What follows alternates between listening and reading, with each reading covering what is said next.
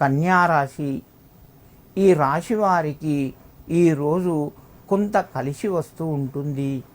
మీ ప్రయత్నాలు ఫలిస్తాయి. దూర బంధువుల యొక్క కలయిక ఉంటుంది. మిత్రుల ద్వారా శుభవార్తను వింటారు.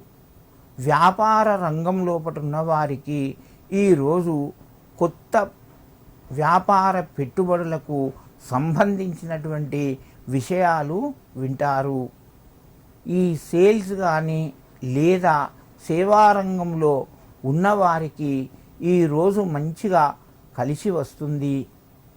రియల్ ఎస్టేట్ వ్యాపారులకు కూడా ఈరోజు మంచి దినంగానే చెప్పుకోవచ్చును. కన్యారాశి వారు మహాలక్ష్మి అష్టకం పఠించడం లేదా వినడం వలన మరింత శుభయోగం పొందుతారు.